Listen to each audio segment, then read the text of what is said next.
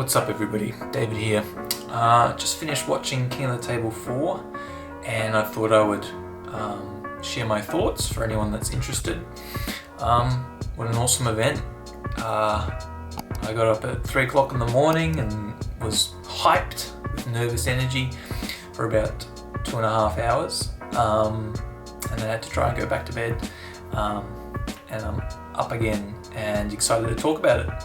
I thought I'd start with talking about the King of the Table production as a whole. I think they had replays and the camera work was awesome, the sound was awesome, the timing of everything was pretty good. It felt like perhaps they could have moved from match to match a little quicker, but overall the pacing I think was really good. But there was a reason why it was like 2.5 hours for 3 matches, which I think was the worst part of this King of the Table, which was unfortunately the refereeing. And it seems to be a common theme today's age for a lot of these big events, is that the refereeing takes over the match, takes over the event. And I think last East vs West was really good at that, in that the matches were just flowing and really there wasn't too many issues at all with the refereeing. And you can really tell the difference between the flow and just the entertainment of the whole thing when you have really competent, efficient refereeing, and what we got at King of the Table 4. So in my opinion, the main issue lay with the down ref, who was calling basically WAF style, despite the fact that it was meant to be running fouls. So for example, in Marcio and Irakli, Marcio was fouling all the time, right? But every time it should have been a running foul. So Marcio would pop running foul and they would slip. So according to that rule set, he gets a foul, they go to straps and he has to win to reset. But no one was doing that. I don't understand why they spend so much time banging on about the rules and making such a big deal of it if the referees don't enforce those rules. They just kind of make it up and do their own thing. And I think the number one problem was that the down ref was inserting himself too much into the match when there was absolutely no need. So for the first 2 pulls, for the first 2 matches, it was just endless elbow fouls and stopping and resets and not going to straps when everyone was like, well, it should go to straps.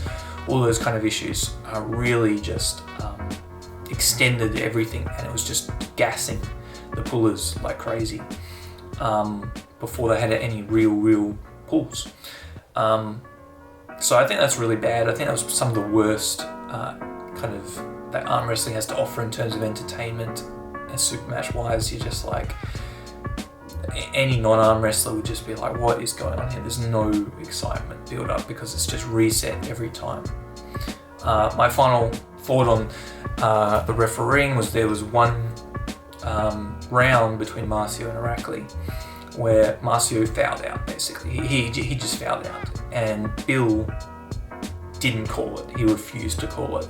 You could tell that he was like, this guy's struggling. He's down, I think it was 2-0 at the time. I don't want to foul him out again before he's done anything. So he refused to foul Marcio, even though Marcio was loading and popping and doing all kinds of things. So Bill made a judgment call there to keep the match going and not foul him when rules he should have been. So in my mind, I think he did that as to keep the match going, to allow these pullers to pull, to keep the hype going. Then in the next match between Corey West and Alex Kadecha, we had like massive long breaks when the check replays and they wandered off and we didn't know where they went. So where's the consistency in consideration for the viewing public? There was so many interruptions and so many restarts, especially in the Corey West and Alex Kadecha match, that it was almost really unwatchable, even as a massive fan of arm wrestling. So those are my thoughts on that. I think that was really unfortunate. They should not use that down ref again. Get someone different. Get someone more experienced that knows when really the only time that they should pop their head up is something pretty egregious. So Marcio and Irakli, I thought Marcio was going to win. I thought he had a stronger hand than Todd Hutchings, and he would be able to hold on to a bit more. But it was pretty clear from round 1, in my opinion, that Marcio was incredibly uncomfortable against Irakli. And Irakli's hand and back pressure was just way too much. And Marcio was just cheating like crazy, doing everything he could to get an advantage because he felt so uncomfortable. Marcio said after the match that he felt like he had an injury in his forearm and his hand blew up straight away. I think it was pretty obvious his hand blew up immediately. I think you could tell that straight away. He was really uncomfortable in the hand. And I think no matter what, really, Irakli looked like he had his number. He was just too strong in pretty much, really in the lane that he needed to be, and Marcio couldn't find the lane. One thing I noticed is that the reason why Marcio was fouling so much, I think, is because he wanted to get height and over the top of Irakli's hand. So normally in arm wrestling, you're right, a lot of our pressure is back pressure. To me, a lot of his pressure was actually coming sideways and trying to get on top of the hand of Irakli. So that looked like coming sideways and up and over, and that results in a pop because you're not anchoring down and bringing it tight. It's trying to get up and over, and that results in a lot of elbow fouls. And like the commentators were pointing out, Marcio wasn't really changing anything, and I think it wasn't working, but that was the only shot that he thought he had. And I think that was a result of Irakli just being really, really impressive, and it was a great show by him. So Kadetcha and Corey West, I think this was the match most affected by the rules and the weird enforcement of them and the calls. The match was so drawn out, it was so long, and I think if they had done something like WAL, I think the match would have been very close and probably actually been like 3-3 or 4-2 in favour of Alex. I think Alex put on a really impressive showing. In that first round, it really looked like he didn't have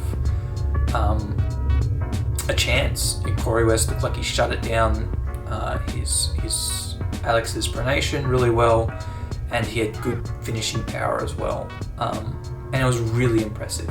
But he got gassed. He looked like he was about to die at the end of the second round. He had gone on so long. And Alex just looked like the fitter guy, the guy that could outlast all this ridiculous setup time. So I think if it had just been like maybe straight to straps and then ready to go a bunch of times, it would have been a really close match. I still think Corey West did a really great showing. He looked really powerful, looked really strong, just didn't have the stamina.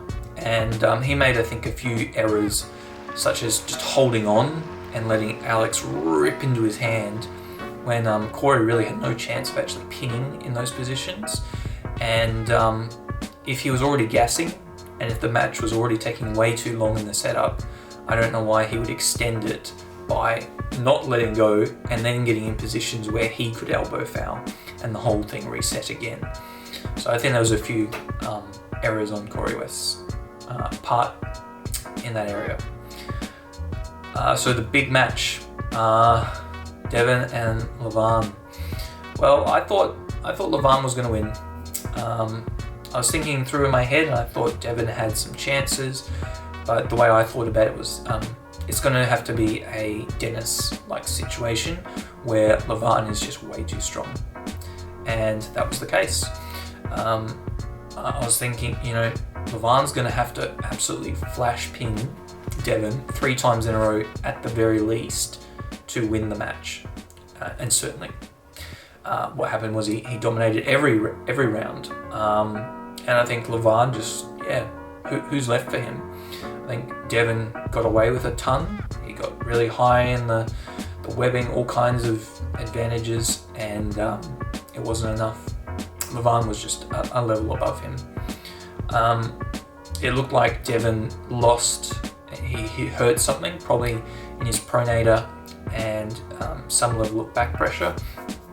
In the second round, after getting completely ripped through by Levan, the commentators were noting it. Yeah, he looked, and you see every round after that, bar one, he was coming directly at inside as possible, and as inside as he could possibly get, getting shoulder commitment massively off the go.